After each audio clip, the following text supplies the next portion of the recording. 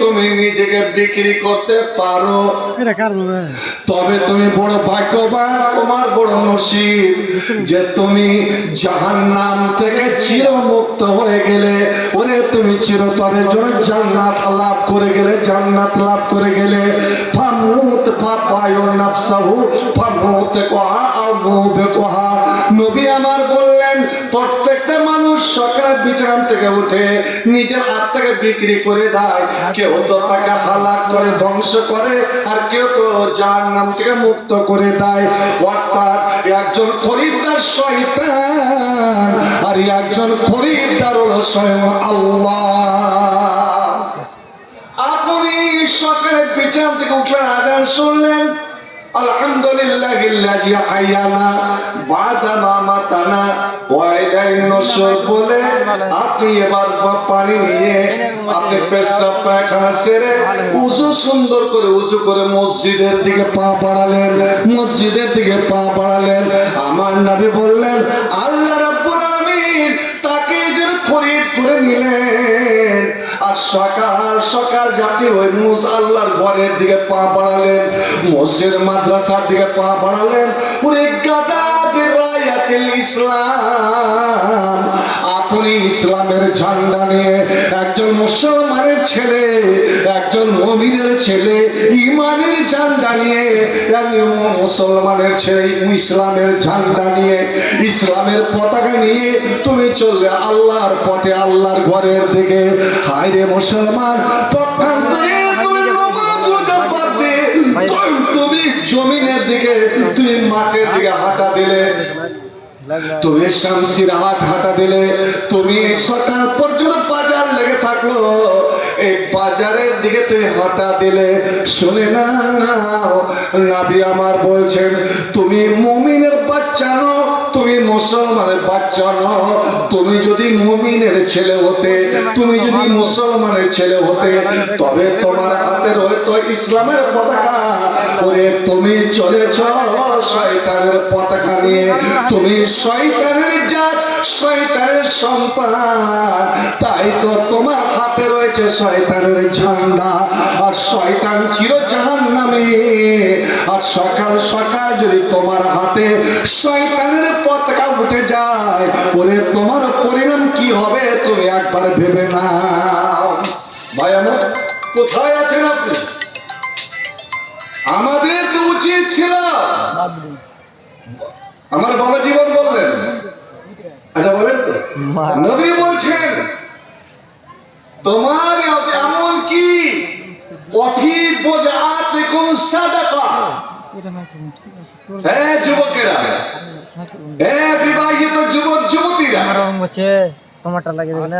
তুমি যে তোমার স্ত্রীর সঙ্গে দেহ মিলন করবে, শারীরিক মিলন করবে, তার সঙ্গে যে প্রেমের আদান প্রদান করবে, ভালোবাসা আদান প্রদান করবে, তুমি কি তাকে ভালোবেসে একটা সুন্দর করে ওইভাবে তুমি চুম্মু দাও, যেভাবে আম্মা জানা আয়েশা বলেছেন যে আল্লাহর নবী কেমন করে আমাদের আদর করতেন। তো নবী বলছেন ওরে তোমাদের স্বামী স্ত্রীর মিলনটাও হচ্ছে তোমার জন্য সাদকা। অফি বোঝাতে কোন সাদকা, তোমাদের মিলনেও আল্লাহ খুশি হয়ে আনন্দিত হয়ে একটা সাদকার নেকি লিখে দেন। সাহাবায়ে কেরামেরা বাবা তারাকে যেন বুঝে আসছে না কথাটা।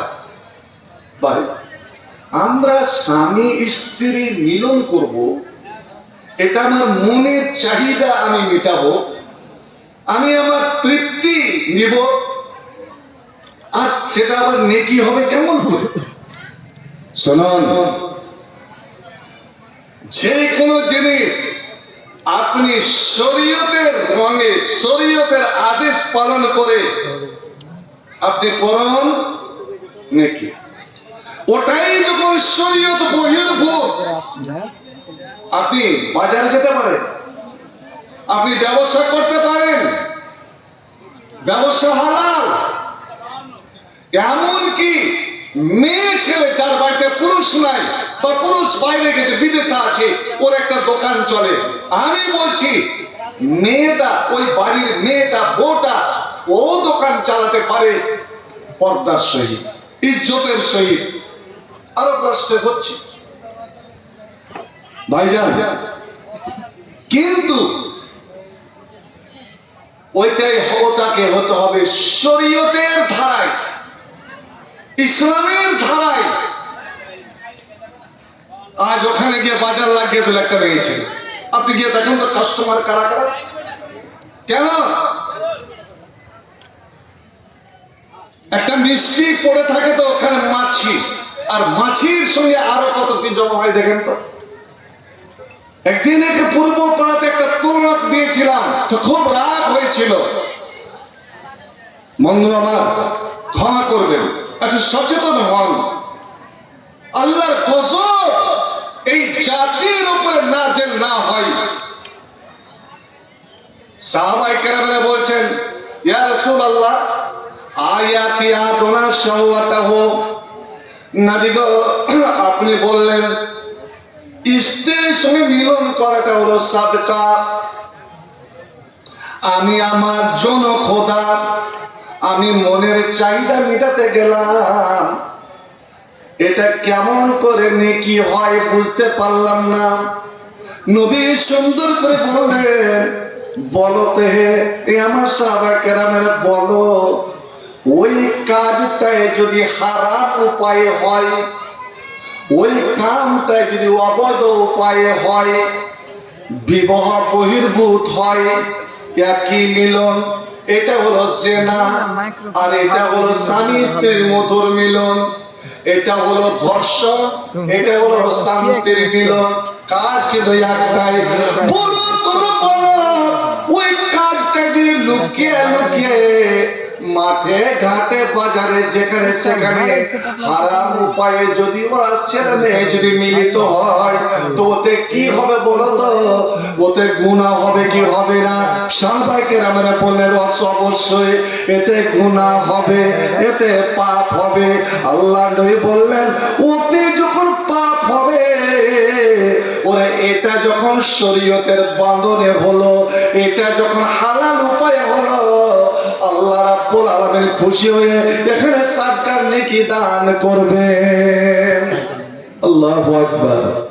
বলছিলাম নবী বলছেন, তুমি আদহাত্তা লুকমা আল্লাতী ইয়ারফাউ আর-রাজুলু ইলা ফাইয়্যি ইমরাতিহি, এক টুকরো একটু সেব কেটে আপনি খেলেন আর ওর মুখে দিলেন।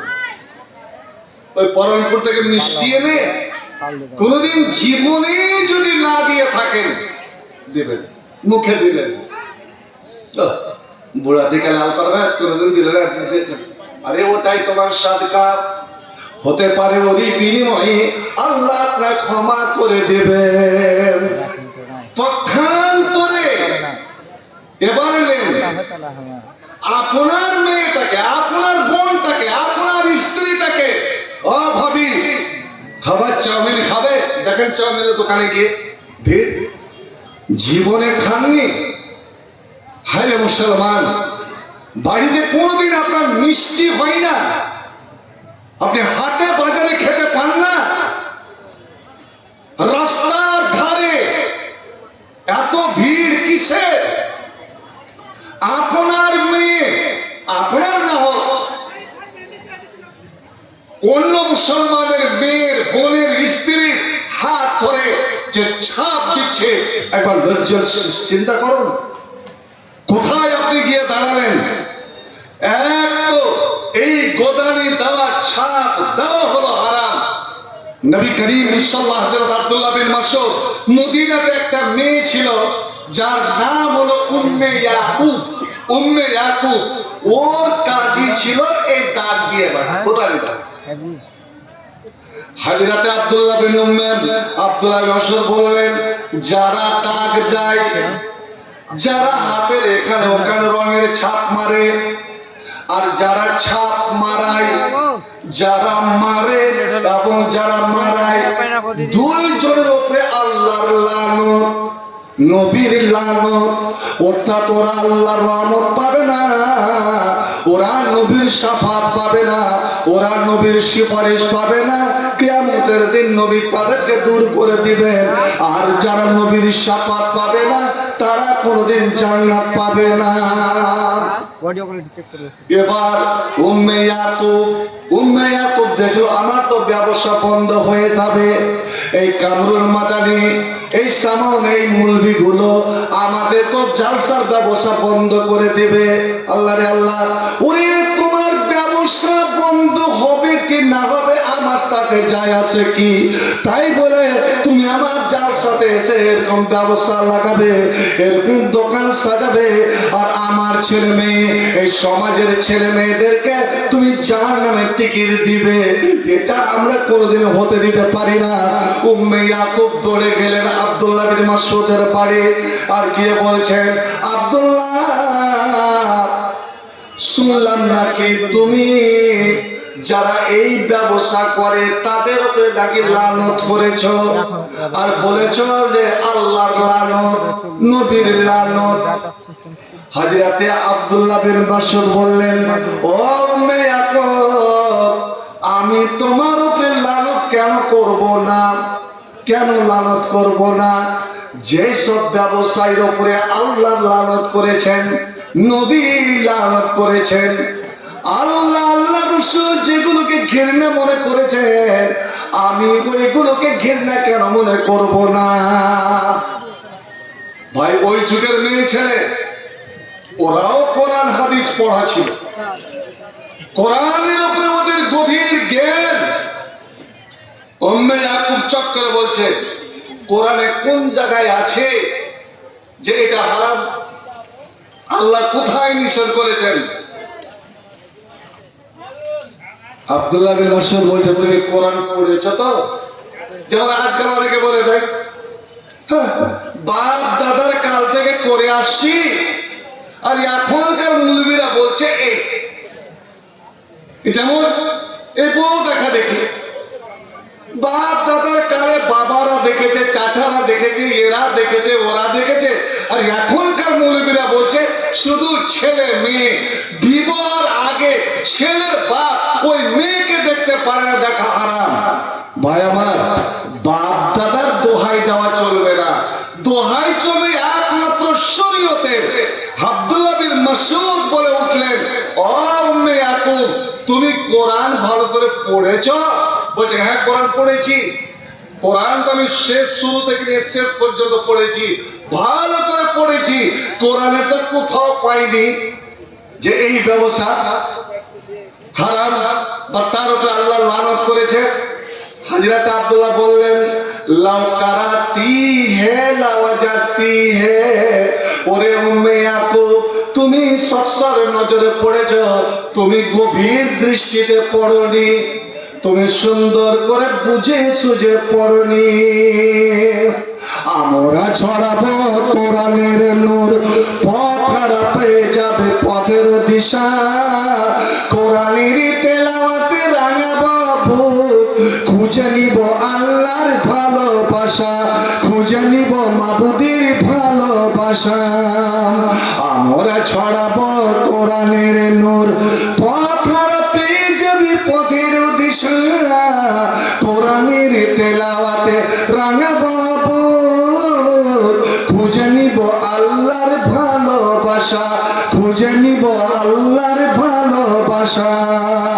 কোরআনই চেতনা, কোরআনই প্রেরণা, কোরআন আমাদের স্বপ্ন আশা, খুঁজে নিব আল্লাহর ভালোবাসা, পেয়ে যাব মাবুদের ভালোবাসা।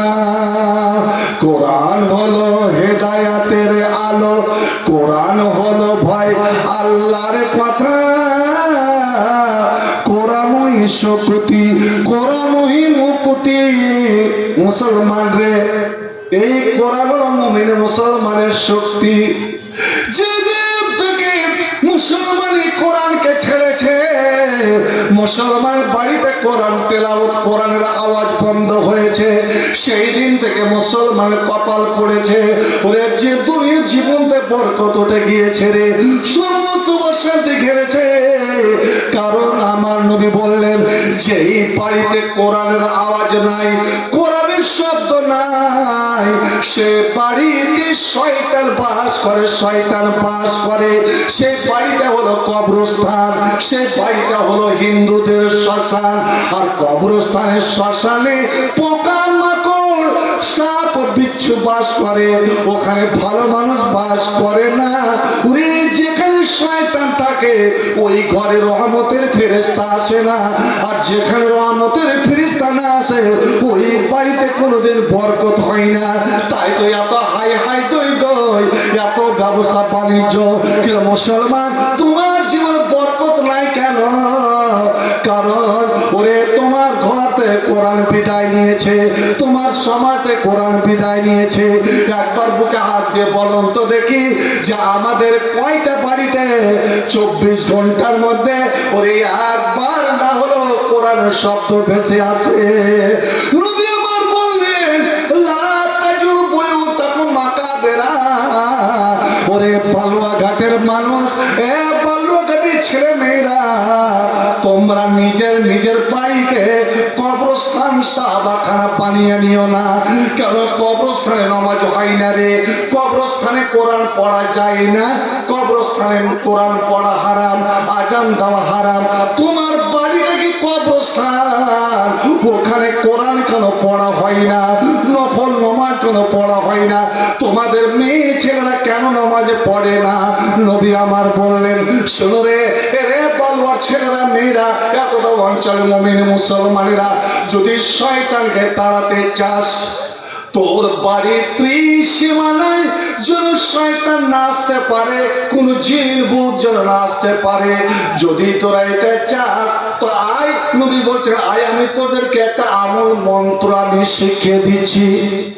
মন্ত্র, আপনি ওই মন্ত্রটা ব্যবহার করেন, দেখবেন আপনার বাড়ির ত্রিসীমানায়, আপনার তোলা মাটিতে ওই শয়তান, কেন শয়তানের জাত, চোর ডাকাত লম্পট বদমাশেরা আপনার বাড়িতে আপনার অজান্তে আপনার ঘুমোর অবস্থাতে ওরা পা রাখতে পারবে না, ঢুকতে পারবে না। সেটা কি? ইন্না শাইতানা ইয়াফিররু মিনাল বাইত আল্লাতী তুকরা ফিহি সূরাতুল বাকারা। নবী আমার বললেন যেই বাড়িতে সূরা বাকারা তেলাওয়াত করা হয়, সূরা বাকারা যে বাড়িতে পড়া হয়, ওই বাড়ির ত্রিসীমানায় শয়তান বা শয়তান দল বল, শয়তানের যারা জাত শয়তানেরা ওই বাড়িতে প্রবেশ করতে পারবে না। কোরআন শক্তি, কোরআন মুক্তি, কোরআন মুমিনের ভাষা, খুঁজে নিব আল্লাহর ভালোবাসা, পেয়ে যাব মাবুদের ভালোবাসা। ভাই আমার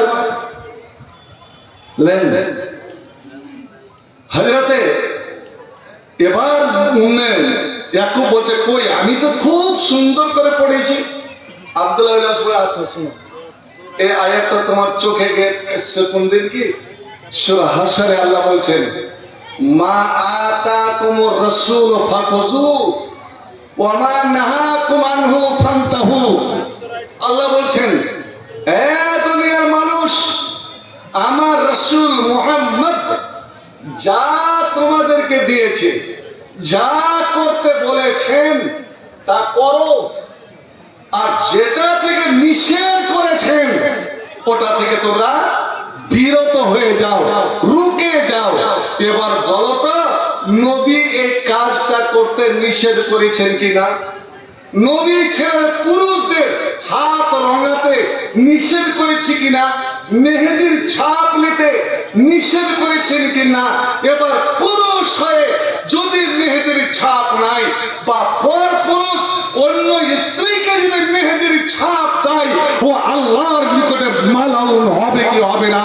কারণ ও নবীর নাফরমানি করলো, আর নবীর নাফরমানি করা মানে সরাসরি আল্লাহর নাফরমানি করা। ভাই আজ উত্তরপ্রদেশে যোগী রাজ্যে খুব হয় হট্টগোল, দাঙ্গা ফসাদ। কি দিয়ে? এই মুসলমানেরা মিছিল বের করলো, এই টুপি, বড় বড় টুপিধারীরা, এই কবর পূজকেরা এদিকে কবর পুজছে, এদিকে পীর পুজছে, শিরক ও বিদআতে ডুবে আছে, নামাজের ধার ধারে না, ইসলামের ধার ধারে না, দাড়িকে কোদল দিয়ে ছেটে রেখেছে, কষা দিয়া মদ বইছে, আর 12 রবিউল আউয়াল বড় বড় প্লে কার্ড নিয়ে ইংরেজিতে বুকে লাগালো, পিঠে লাগালো। যেমন আমরা বাইকের পিছনে লাগিয়ে রাখি, আগে আগে দেখতাম সাইকেলের সামনে লাগা থাকতো আইতাল কুরসি লেগে, থাকে না? আইতাল কুরসি লেগে প্লেটটা লাগিয়ে রাখি। এইভাবে কি করলাম? I love Mohammad, I love Mohammad, আমি মোহাম্মদকে ভালোবাসি। হায় রে হায় রে, এটা সরকার বাধা দিতে গেল, কারণ রাস্তা জাম হলো, রাস্তা জাম হলো, মানুষের চলাচলে বাধা, অনেক অ্যাম্বুলেন্স আটকা পড়লো, অনেক রুগী বেঘরে মারা গেল। তাই সরকার কড়া যেমন অ্যাকশন নিতে গেল, যোগী সরকার, বিজেপি সরকার, এটা মুসলমানরা আরো আকাশ বাতাসকে মাথায় করে নিল। ভাই আমার, অনেকে এটা সমর্থন করলো। আমি বলেছি নবীর মোহাব্বত আইলা মোহাম্মদ লেখাতে নয়, আমি নবীকে ভালোবাসি এটাতে নয়। ওরে মুখে লেখাতে এটা মোহাব্বত প্রকাশ পায় না। মোহাব্বতের জায়গা, ভালোবাসার জায়গা হচ্ছে অন্তর। আমি যদি নবীকে ভালোবাসি তো নবীর আমাকে প্রত্যেকটা কথা ভালো লাগবে। নবী যা করতে বলেছেন আমি তা করব, নবী যা করতে নিষেধ করেছেন আমার জীবন চলে গেল তা আমি করব না। আল্লাহ যা করতে বলেছেন আমি তা করব, আমার জীবন চলে গেল করব, এবং আল্লাহ যা নিষেধ করেছেন আমার জীবন চলে গেল সেটা আমি করব না। এটা হলো মহব্বত। নামাজ নাই, রোজা নাই, এদিকে আমি কবরে উল্টা হয়ে পড়ে আছি আর বলছি আইলা মোহাম্মদ, আমি মোহাম্মদকে ভালোবাসি, আমি মোহাম্মদের ইশকের পাগল। ভাই এদিকে দাড়ি চাঁচা, এটা নবীর আদেশ, এটা নবীর মোহাম্মদ। শুনুন, হাজরাতে ওসামা, নবীর প্রিয় ভালোবাসার ছেলে ওসামা, নিজের প্রিয় পোষ্যপুত্র যায়েদের ছেলে ওসামা। নবী যেমন হাসান হোসেনকে ভালোবাসতেন, নিজের নাতি দ্বয়কে, ওসামাকেও অনেক সময় দুই নাতিকে এক জায়গায় বসাতেন, ওসামাকে অন্য জায়গায় বসাতেন। ওসামা ছিল তার কালো কুচকুচে ছেলে। নবী এইভাবে বুকে জড়িয়ে ধরে বলতেন, আল্লাহুম্মা ইন্নী উহিব্বুহুম, আল্লাহ আমি তিনজনকে অন্তর থেকে ভালোবাসি। সুবহানাল্লাহ। এই ওসামা ছিল ইয়াতিম, বাপ মরা, নেটা পোটা, মুখ একাকার হয়ে যেত। নবী তার কুঁটা গুলো নিজে ভাবে সাফ করতেন, পায়খানা টায়খানা করে যখন একাকার হয়ে যেত, একদিন আল্লাহর নবী নিজে ওসামাকে পরিষ্কার করছেন, গোসল ভালো করে। আম্মা জানা আয়েশা, নবীর বিবি আয়েশা দৌড়ে গিয়ে বলছে, ইয়া রাসূলুল্লাহ আমাকে দেন, আমি ওসামাকে গোসল দিব, পরিষ্কার করে দেব। আল্লাহ নবী বলছেন, আয়েশারে বলো তো, আমি তোমার স্বামী, আমি তোমার পুরুষ, আমি আল্লাহ নবী এই ছেলেকে আমি পরিষ্কার করছি, এটা তোমাকে দেখে খারাপ লাগছে, এই ভেবে, এই মনে করে তুমি একে পরিষ্কার করতে চাইছো না? একে ইয়াতিম ছেলে, ইয়াতিমকে ভালোবাসতে গেলে আল্লাহর ভালোবাসা পাওয়া যায়। তুমি ওসামাকে ভালোবেসে তুমি চাইছো না, কোনটা বলো তো? ইয়া রাসূলুল্লাহ, ওসামা আপনার ভালোবাসা, আর আপনি যে জিনিসকে ভালোবাসেন, আপনি যাকে ভালোবাসেন আমিও তাকে ভালোবাসি। নবী গো, আপনি যদি এই জিনিসটাকে ভালো মনে করেন সেটা আমার ভালো, আপনি যদি মন্দ মনে করেন সেটা আমার মন্দ। বন্ধুরে, মহব্বত কেমন জিনিস! আল্লাহ নবী কদুকে ভালোবেসেছেন, কদু কদু কদু বেছে বেছে খেয়েছেন। লম্বা হাদিস রয়েছে, হযরত আনাস বলছেন আমার যখন বয়স 20 বছর 19 বছর আমি আমার নবীকে দেখেছিলাম ইয়াকুলু দুব্বা, বেছে বেছে কদু খাচ্ছিলেন। সেই দিন থেকে লাজাল ওই দুব্বা মুনজ রাআইতু রাসূলুল্লাহ সাল্লাল্লাহু আলাইহি সাল্লাম। এই আমার ছেলেরা মেয়েরা, আজ হযরত আনাসের বয়স হয়ে গেছে 115 বছর। 115 বছর বয়সে নিজের ছেলে মেয়ে পোতা পোতি নাতি নাতনিকে জমা করে বলছে যেই দিন থেকে আমি আমার নবীকে এই কদু ভালোবাসতে দেখেছি আমি সেই দিন থেকে কদুকে আমি ভালোবাসি। এটাই তো ভালোবাসা বন্ধু। আমি আল্লাহকে মানি না, আমি নবীকে মানি না, আমি শরীয়তের ধার ধারি না, আর বলি আই লাভ মুহাম্মদ। ওরে এই মহাব্বতের মুখে ঝাঁটারে, এই মহাব্বতের এক চুল পরিমাণ কোনো দাম নাই। শুনুন, ইমাম শাফি রাহমাতুল্লাহ আলাইহি বলছেন তাসিলা ওয়ান্তা তুরসিল হুব্বাহু। এ বলওয়ার মানুষেরা, এই মাদ্রাসা খুলে তোমাদের লাভটা কি হবে? ওপারে মাদ্রাসা, এপারে মহিলা মাদ্রাসা, আর মধ্যে এত বড় জুমা মসজিদ, 3 তলা জুমা মসজিদ, আর এদিকে ঈদগাহ। ওরে তাসিলা ওয়ান্তা তুরসিল হুব্বাহু, তুমি সকাল থেকে সন্ধ্যা, সন্ধ্যা থেকে সকাল 24 ঘন্টা আল্লাহর নাফরমানি করে চলেছ। আজ এটা দিনই জালসা। যদি তুমি আল্লাহর গোলাম হতে, আল্লাহর প্রিয় ভালোবাসা হতে, তবে এই মেলা আপনার গঙ্গা সেনারের মেলা, এই দুর্গা পূজার মেলা, আমাকে মাফ করবেন, এই কালী পূজার মেলা আপনি লাগতে দিতেন না কেন? আজকে আমাকে ফোন হচ্ছে আপনার কারবালাতে জালসা 17 তারিখ, কইছে মাওলানা থানা বলছে অনুমতি দিব না, কারণ আমাদের 22 তারিখ হচ্ছে কালী পূজা। ওরে কালী পূজাতে এবং তোমাদের জালসাতে অনেক টক্কর হবে, তাই হতে দেব না। আমি বললাম কেন অনুমতি দিতে চাইছেন? ওরা কালী পূজা করবেন আর আমরা জালসাগুলো করতে পারবো না। তো থানা বলছে আপনাদের জালসাতে অনেক কিছু অপ্রীতিকর কাজ হয়ে যায়, কারণ ওখানে মেলা বসে, আর মেলাতে গিয়ে যদি কোনো হট্টগোল হয় তো আমরা তার দায় নিতে পারবো না। মুসলমান রে, আপনার ধর্মীয় সভাতে জালসা কেন্দ্র করে মেলা কেন বসবে? আমি বলছি শোন, ব্যবসা করা হালাল, কিন্তু জায়গা বিশেষে হারাম হয়ে যায়। जग मकान बदलने से हुक्म बदल जाता है और इस जमाना बदलने से हुक्म बदल जाता है। আপনার জায়গা বিশেষে যেটা ব্যবসা ছিল আপনার বাইরে হালাল, কিন্তু মসজিদে গিয়ে যদি আপনি ব্যবসা করেন, নবী বলছে ব্যবসাটা হারাম, ওর মালকে চালিয়ে ফেলে দাও, ওর মালকে লুট করে নাও।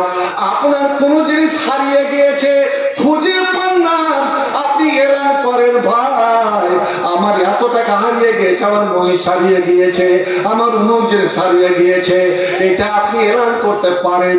কিন্তু যদি আপনি খুঁজতে পারেন, কিন্তু ওই জিনিসটাই যদি মসজিদে গিয়ে, আর তো ফ্যাশন হয়ে গিয়েছে, মসজিদে গিয়ে যদি বলেন ভাই রে আমার চমন সিংহের বেলে হাতি চাপার মাঠে অমুক জায়গাতে অমুক জিনিসটা হারিয়ে গিয়েছে, যদি কেউ পেয়ে থাকেন তবে দিয়ে দেবেন। নবী বলছেন মুসলমানেরা তোমরা বলো তুমি আল্লাহর ঘরে এসে বাইরের হারা জিনিস তুমি এখানে খুঁজছো, আল্লাহ যেন তোমাকে ফিরিয়ে না দেয়, আল্লাহ যেন তোমাকে ফিরিয়ে না দেয়, ওই জিনিস যেন তুমি জীবনে না পাও। এবার সুবহানাল্লাহ বলা যাবে না? বদুয়া দিলেন তুই যেন ফিরিয়ে না পাই। চিন্তা করেন, আমি সারা চা খেতে পারি না, এই বালুয়াঘাটে দুধ হয় না, আরে গরুর তো দুধ হবে। শুনুন, আজ মরা বললো আমার মতে মিল না হতে পারে, এখানে মরা বললো পরশ শুনতে পাইনি। ফরেনতে যারা আছে, সৌদিয়াতে আছে, দুবাইতে আছে, কুয়েতে আছে, আমেরিকাতে আছে, ওরা আগে খবর পায় না, সঙ্গে সঙ্গে মোবাইলে খবর হয়ে গেল। যত কুটুম সদর আছে রাতারাতি খবর হয়ে গেল। আর ওরাই তো আসবে, ওরাই কবরের খবর দেবে। আবার মাইকে মাইকে, মসজিদের মাইকে এই খবর দেওয়ার অর্থটা কি? আর কোন মরেছে কার্বনা ভাদু, আর এখানকার মাইকে হয়েছে খবর যাবে, ওরা খবর তো আগেই হয়ে গেছে। ভাই আমার, এইগুলো হচ্ছে শরীয়ত বহির্ভূত কাজ। মসজিদের মাইক এইসব কাজে ব্যবহার করা যাবে না। মানেন বা না মানে এটা আপনার, আমি বলাচ্ছি, বলে দিলাম। আরে মরার তো খবর খবর। এখন জানেন বিহার ওইটা লোক এসছে, বৈরাত এসছে, আজকাল আবার বেটিকে দেখতে এসছে, আজকাল লেনদেন করতে এসছে। এইটা কি? এগুলা কেন মাইকে খবর হবে? মসজিদ এইসব কাজের জন্য এত বাড়াবাড়ি কেন? আপনি কি কেড়ে নিতে পারবেন? পারবেন কেড়ে নিতে? শুনুন, ওই ওসামা এত প্রিয় ছেলেটা, আল্লাহর নবী একটা সুন্দর মেয়ে দেখে বিয়ে দিয়েছিলেন। এই ওসামা যখন বড় হলো, নবী একবার যুদ্ধে পাঠিয়েছিলেন। যুদ্ধের মাঠ থেকে ফিরে আসার সময় পাহাড়িয়া রাস্তা, বেচারা পা হাত ফেটে একাকার হয়ে গিয়েছিল। বাড়ি এলো, কার মুখে শুনেছে, এবং স্ত্রীও বললো, বউটা বললো, ওকে তোমার পা হাত যেভাবে ফেটেছে দেখা যাচ্ছে না, একটাই কাজ করি, মেহেন্দি বেটে রাত্রে সুন্দর করে লাগিয়ে দিয়েছে। আগে আগে মেয়ে ছেলে পড়তে ছিল যে মেহেন্দি পায়ে লাগাতে হয় না, কেন এটা নবী বলে দাড়িতে লাগাতেন, ওই জন্য পায়ে লাগাতে হয়। তো হাতে পায়ে লাগিয়ে দিয়েছে, মেহেদিটা রং হবে না। সকাল সকাল ফজরের নামাজের পরে আল্লাহ নবীর সঙ্গে সাক্ষাৎ করতে গেছেন নবীর প্রিয় ছেলে ওসামা, নবীর কলেজের টুকরো ওসামা, হাসান হুসেনের মতন ভালোবাসা ওসামা। নবীকে গিয়ে সালাম দিয়েছেন, আসসালামু আলাইকুম, আল্লাহু আকবার। আর নবীর জবাব দিতে গিয়ে, উত্তর দিতে গিয়ে, উত্তর এখনো দেননি, ওয়ালাইকুম বলতে গিয়ে নবীর চোখ পড়ে গেল ওসামার হাতের তাইলাতে এবং পায়ের গোল্লাতে। সুবহানাল্লাহ। নবী দেখছেন ওসামার হাতের তাইলা কেন রঙিন, কেন মেহেদির রং, পায়ে কেন মেহেদির রং। নবী চট করে ওসামার দিক থেকে মুখ ঘুরিয়ে নিলেন, ওসামার দিক থেকে মুখ ঘুরিয়ে নিলেন। হাজরাতে ওসামা আবার এই দিকে এসে নবীকে সালাম দিচ্ছেন, নবী অন্যদিকে মুখ ঘুরে নিলেন। এবার ওই দিকে দিয়ে হাজরাতে ওসামা আও মাও করে কাঁদতে লেগেছেন, ইয়া রাসূলুল্লাহ, ইয়া হাবিবাল্লাহ, নবী গো, আমার বাবা নাই, মা বুড়ো হয়ে গিয়েছে, আপনি আমার সবকিছু, আপনি আমার দিক থেকে কেন দৃষ্টি ফিরিয়ে নিচ্ছেন? আমি এমন কি অপরাধ করলাম, কি এমন আমি অন্যায় করলাম, কি এমন ভুল করলাম? আল্লাহ বললেন, ওসামা এইগুলো তুমি কি লাগিয়েছ বলো। বলছে, হুজুর আমার হাত পা পেতে গিয়েছে, তার জন্য আমার বউ আমাকে মেহেদি লাগিয়ে দিয়েছেন। ওই বলে বাপরে মুহূর্তে যাও, এ মুফাজাব তুই বাড়ি যাও, অবশ্যই হো, আর একে সুন্দর করে তুমি ধুয়ে পালো, ধুয়ে পালো, কচিলে কচিলে কচিলে কচিলে, যাতে তোমার দাগ না থাকে, এমন করে ধুবে, এমন করে পরিষ্কার করবে, যেমন মানুষ ফরজ গোসল করে ওইভাবে তুমি তোমার এইগুলোকে পরিষ্কার করে তুমি এসো। ভাই, যখনই আপনি শরীয়ত বিরোধী কোন কাজ হতে দেখবেন, মান রাবিনকুম মুনকারান, শরীয়ত বিরোধী কাজ, সে আপনার ছেলে করছে না, আপনার মেয়ে করছে না, আপনার বউটা করছে না, আপনার পড়োশি করছে, নবী বলছেন ফালইউগাইয়িরু, শক্ত হাতে তুমি তাকে বাধা দাও।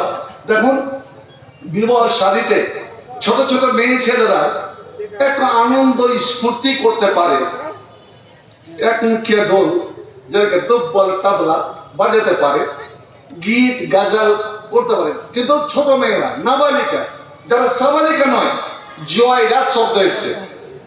এরকম আল্লাহ নবী এক সাহাবিয়ার বাড়ি গিয়েছেন, ওই মেয়েটা কিন্তু নবীর বাড়িতেই লালিত পালিত, নবীর বাড়িতেই মানুষ। হযরত আয়েশা সিদ্দিকা রাদিয়াল্লাহু তাআলা ওই মেয়েটাকে লালন পালন করে বিয়ে দিয়েছিলেন। নবী বাড়ি থেকে শুনতে পেলেন যে মুআযের বিয়ে বিবাহ হয়েছে, নবী গেলেন, বসলেন পাশে। আর নবীকে দেখে ছোট্ট ছোট্ট মেয়ে ছেলেরা এতটা ভালোবাসা যে ছোট ছোট তাবলা এনে দুপ দুপ করে বাজাতে লেগেছে, আর ওরা গীত গাইতে লেগেছে। তো গীত আমাদের মতো আজে বাজে গীত নয়। ওই বদরের যুদ্ধে কি করে মুমিন মুসলমানেরা 313 জন মুসলমান ইসলামের জন্য কি তারা সংগ্রাম করেছে, দুশমনের সঙ্গে কেমন করে যুদ্ধ করেছে, ইসলামের পতাকা কি করে উপরে উঠিয়েছে, ওই সবগুলো বয়ান করছে। বয়ান করতে আর আল্লাহ নবী শুনছেন, আল্লাহ নবী কিন্তু শুনছেন, মুচকি মুচকি হাসছেন। আর ঠিক ওই সময় একটা ছোট্ট মেয়ের মুখ দিয়ে একটা কথা বেরিয়ে গেছে। কি কথা? আজি ভাই, তার আগে বলি, গায়েবের কথা, অদৃশ্যের কথা।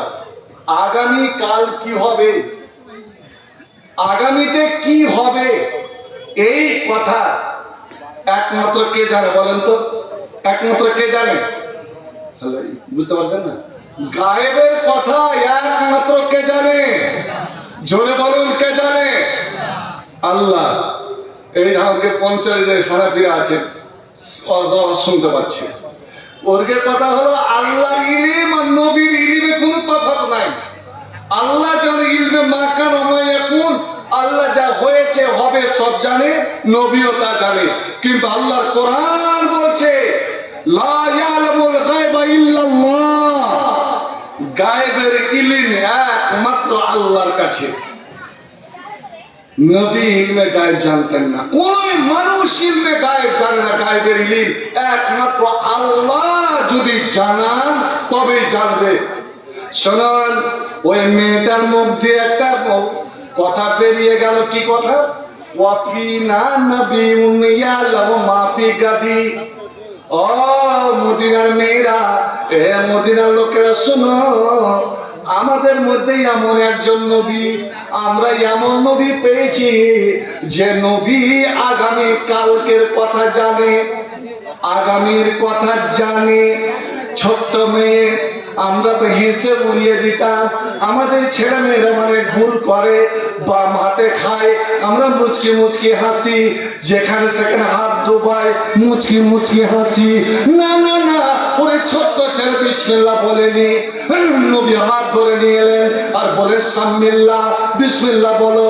এবার বাম হাত ডোবাতে গেছে, নবী আবার হাত ধরে নিলেন, ইয়া বুনাইয়া কুল বিয়ামিনিক, ওরে ডান হাতে খাও, এটা হাত খারাপ, ছি ছি ছি, ডান হাতে খাও, এটা হলো ইসলামের নিয়ম। এবার ওই ছেলে এখানে হাত ওখানে হাত, যেখানে সেখানে হাত ঘোরাতে লাগলো। নবী আবার হাত ধরে নিলেন আর বললেন কুল আম্মা ইয়ালিক, তোমার নিকট থেকে খাও, ওরে প্লেটে যেখানে সেখানে তুই হাত দিও না। এই হলো ইসলামের শিক্ষা।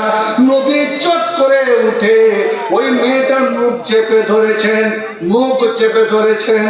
আমরা এই আলেমেরা এত কিছু দেখে আমরা চুপ বসে থাকি।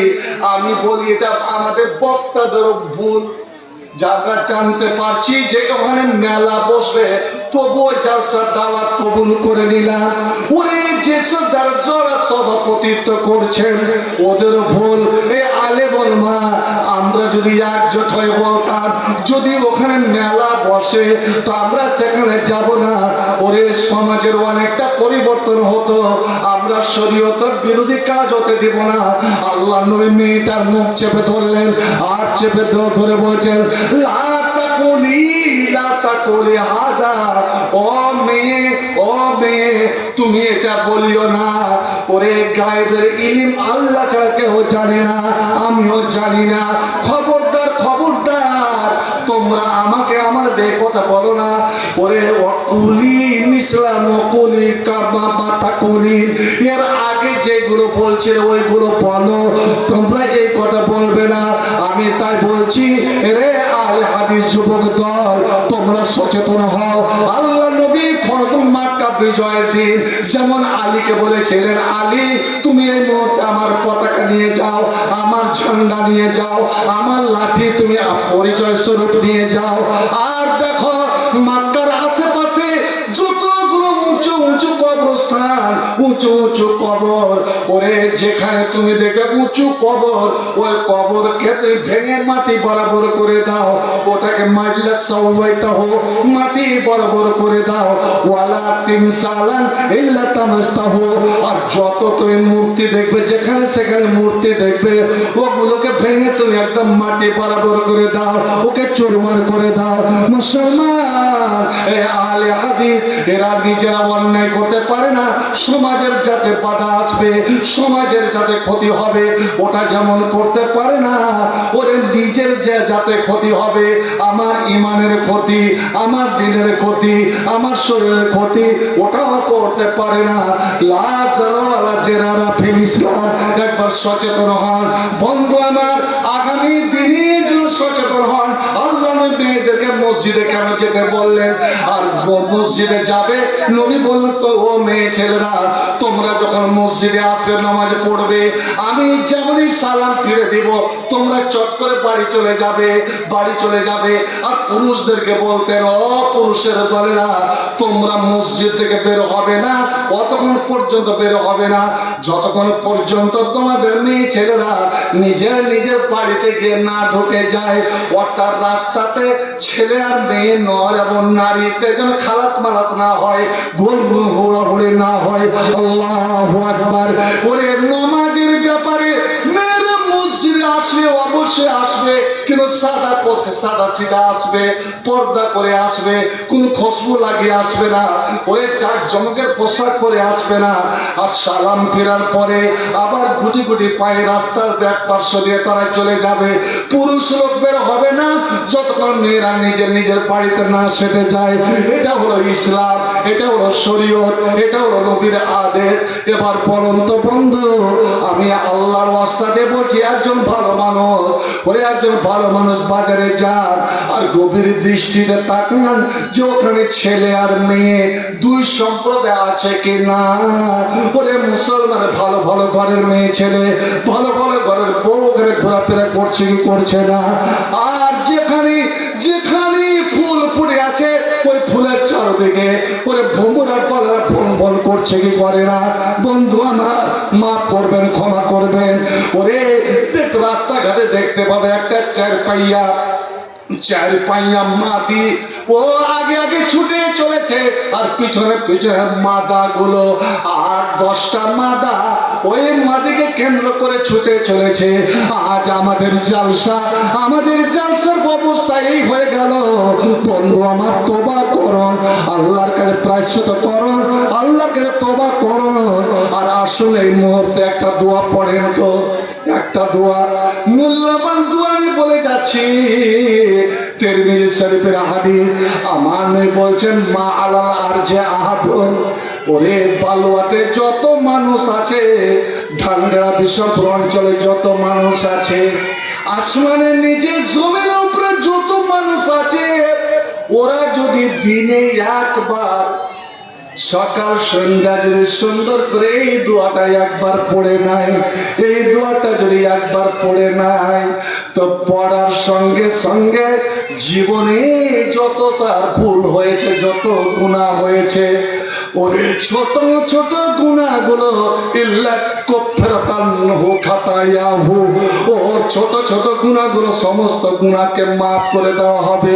ওয়াইন কানাত মিসলা জাবাদিল বাহারে, ওর গুনাহ ওর পাপ যদি সমুদ্রের ফেনার চেয়েও বেশি হয়, সমুদ্রের ফেনার চেয়ে বেশি হয়, তবুও ওই মহামূল্যবান দোয়াটার বিনিময়ে আল্লাহ তার সমস্ত গুনাহ খাতাকে মাফ করে দেবেন। একবার জোরে বলুন তো আলহামদুলিল্লাহ। পড়বেন জি ভাই, ছোট্ট দোয়া একদম, যদি আমি একবার বলি ইনশাআল্লাহ সবারই মুখস্থ হয়ে যাবে। আমার আলেম ওলামাদের তো আছে, আপনারা এখান থেকে মুখস্থ করে এটা রুহের খোরাক, আত্মার খোরাক, মনের খোরাক নিয়ে যাবেন যার সাথে। এইটা তো পেলাম, আর যদি আপনি নিজে আমল করেন, বাড়ি গিয়ে আপনার গীতানকে, আপনার বউ বেটিকে, আপনার ছেলে মেয়েকে, পোতা পতিনকে, তাদেরকে যদি শিক্ষা দেন, বন্ধু আমার, কত বড় নেকির আপনি অংশীদার হলেন। আর এটাই তো হলো ইসলাম, এটাই তো হলো নবীর নীতি, যে তুমি ইসলামের কথা, দ্বীনের কথা যেটা জানবে তুমি শিখো, আমল করো, আর অপরকে শিখিয়ে দাও। মাইয়ামাল বিহিন্না, যারা ওর উপরে আমল করবে। বলবো দোয়াটা যে ভাই খুব ছোট্ট দোয়া, 3টা মাত্র কথা। কন্ত যা ভুল করেছেন ইনশাআল্লাহ, অতীতে যা ছোট ছোট ভুল হয়েছে ওগুলো তো ক্ষমা করবেন। সমুদ্রের ফেনার চেয়েও যদি বেশি হয়ে যা থাকে, আর তার সঙ্গে যদি আপনি তওবা ইস্তেগফার যদি করেন, ভাইজান আমরা ভুল করি কিন্তু আল্লাহর কাছে ক্ষমা চাই না। আচ্ছা, নবীর কোন গুনাহ ছিল কি বলেন তো? নবীর গুনাহ ছিল? আমাদের নবীকে আল্লাহ তো মাফ করে পাঠিয়েছেন, কিন্তু হযরত আব্দুল্লাহ বিন আমর বিন আস রাদিয়াল্লাহু তাআলা আনহু বলেন, ইন কুন্না লানাউদ্দু রাসূলুল্লাহ সাল্লাল্লাহু আলাইহি ওয়াসাল্লাম ফিল মাজলিস ওয়াহিদ 100 মাররা, আমরা সাহাবীরা গণতাম যে আল্লাহর নবী একই মজলিসে বসে, একই বৈঠকে বসে আমাদের সঙ্গে কথাও বলছেন, আমাদেরকে শিক্ষা দিচ্ছেন, আর মধ্যে মধ্যে আল্লাহর কাছে একটা দোয়া করতে আছেন। 100 বার এক জায়গাতে বসে 100 বার আমরা গণেছি। কি সে দোয়াটা, ওটা পরে বলছি, কিন্তু তার আগে এটা শিখিয়ে দিয়েছি। আমি আপনাকে বলতে চেয়েছিলাম যে ভাই 3টা কথা বলেন, আর যেই মাদ্রাসাটা আপনারা এখানে গড়িয়েছেন, এই মাদ্রাসাটাকে একটু জীবিত করার, সজাগ করার একটু চেষ্টা নেন, এগিয়ে আসুন।